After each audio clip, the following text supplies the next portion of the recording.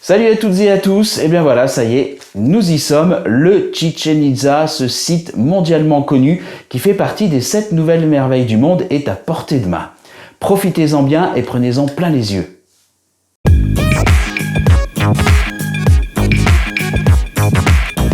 Chichén Itzá est une ancienne ville maya.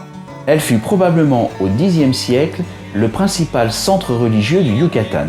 Il reste aujourd'hui l'un des sites archéologiques les plus importants et les plus visités de la région. Le site est classé au patrimoine mondial de l'UNESCO en 1988 et a été élu le 7 juillet 2007 comme l'une des 7 nouvelles merveilles du monde. La présence d'une cité maya à cet endroit est due à la présence d'au moins 5 puits naturels, qu'on appelle aussi des cénotes, qui constituent un trésor inestimable dans cette région dépourvue d'eau. Le site doit d'ailleurs son nom à cette source d'eau souterraine. Chi signifie bouche, Chen puits, Itzá sorcier de l'eau. Sur le site, on peut voir 2 secteurs à l'architecture fort différente coexistant. Le secteur nord est dédié à Kukulkan, le serpent à plumes. Il est composé de nombreux édifices dont le plus important est la grande pyramide, le Castillo.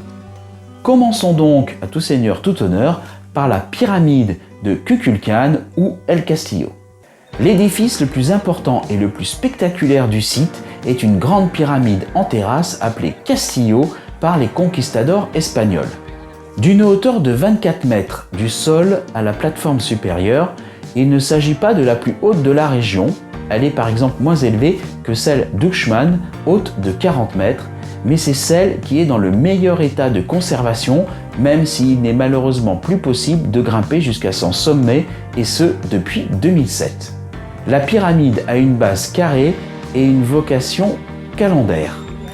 En effet, la civilisation maya a développé un degré très avancé sur l'astro-architecture qui consiste à allier les connaissances astronomiques au savoir-faire architectural. Ainsi, la pyramide présente 4 faces, chacune divisée en 9 plateaux et portant 4 escaliers ayant chacun 91 marches, plus une marche pour accéder à la plateforme correspondant aux 365 jours du calendrier solaire. L'orientation et la construction de la pyramide sont telles qu'au moment des équinoxes de printemps et d'automne, le soleil produit avec les arêtes de la pyramide une ombre portée qui fait croire que les grosses têtes des serpents au pied des escaliers des pyramides sont prolongées par un corps ondulé de ce serpent. La pente des escaliers est assez raide et l'ascension pose généralement peu de problèmes. Le vertige contraint fréquemment les visiteurs à céder de la corde installée spécialement à cet effet pour descendre. Mais depuis 2007, il est interdit de monter sur la pyramide à cause de plusieurs décès.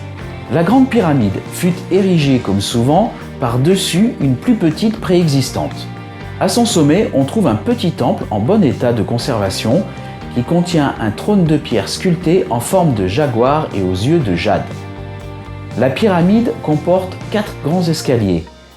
Lorsque l'on frappe dans ses mains au pied de ces escaliers depuis environ 5 à 10 mètres de distance, le bruit que renvoie l'écho ressemble au cri d'un oiseau, symbolique supplémentaire célébrant des dieux mayas. Voici maintenant l'observatoire, cet observatoire qui fait face à la grande pyramide et permettait aux Mayas d'étudier les mouvements des étoiles dont ils avaient une connaissance très précise. En effet, les prêtres mayas ne sortaient jamais la journée afin d'avoir des yeux plus sensibles pour leur permettre ainsi de mieux observer les étoiles sans aucun appareil. Il permet aussi de voir la planète Vénus attribuée au Kukulkan, le dieu principal maya.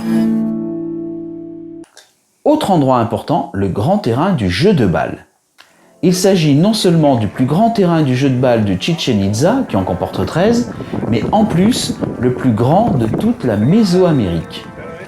Les dimensions exceptionnelles du grand terrain du jeu de balle de Chichén Itzá amènent les archéologues à penser qu'il s'agissait ici plus d'une cérémonie que d'un sport.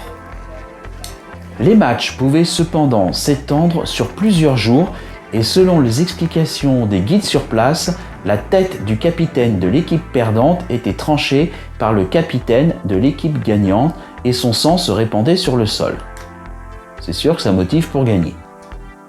Les Mayas associaient le sang à la vie et pensaient qu'il permettait donc une fertilisation des sols et améliorerait les récoltes. Pour les Mayas, c'était un grand honneur. La tête était ensuite empalée dans le mur prévu à cet effet, juste à côté du stade de pelote. Le terrain de pelote, lui, présente des caractéristiques acoustiques surprenantes. Si l'on produit un son, par exemple lorsque l'on tape dans ses mains à droite du terrain, on peut entendre 7 échos. De l'autre côté, en se positionnant à gauche, on peut entendre 9 échos. Les chiffres 7 et 9 étaient magiques pour les Mayas et apparaissaient fréquemment dans les structures des constructions de cette civilisation. Nous voici maintenant arrivés au temple des guerriers. Le temple des guerriers jaguars possède des fresques qui relatent la conquête de la péninsule par les Toltecs. L'entrée du temple, qui est interdite au public et qui est construit sur une pyramide, est délimitée par 2 magnifiques piliers posés sur 2 énormes têtes de serpents précédés par un Sha'ak-Mol. Cet étrange personnage est sculpté dans la pierre, dans la position à moitié couché et reposant sur les coudes, de telle sorte qu'il soutienne sur le ventre un plateau destiné à recevoir les offrandes faites aux dieux. Tout près du temple des guerriers se dresse le temple des 1000 colonnes, chacune d'elles étant taillée en forme de serpent à plumes.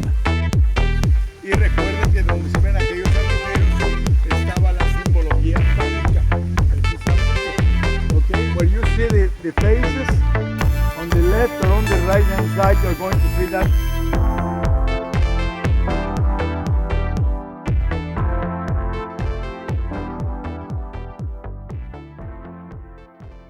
No, you've been a good friend, and that's through the thick and thin, and I know it's never gonna end,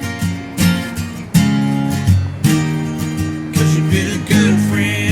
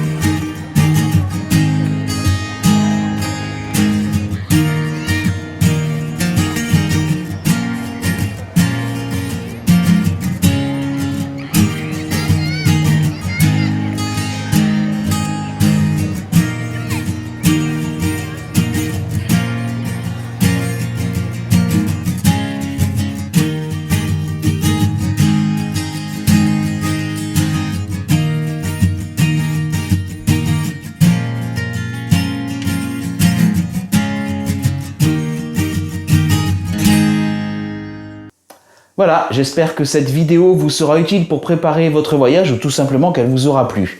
Dans la vidéo suivante, nous allons poursuivre avec la visite du site d'Uxmal. Là aussi, un moment à ne surtout pas rater, car si ce site est beaucoup moins connu, il n'en est pas moins hyper intéressant. Comme toujours, n'oubliez pas de vous abonner, de laisser vos commentaires et d'activer les notifications, c'est très important pour soutenir la chaîne. Vous pouvez à tout moment, vous le savez, voir l'intégralité de mon voyage au Mexique en cliquant sur les liens juste à côté. Je vous dis donc à très vite pour ce rendez-vous avec Uxmal.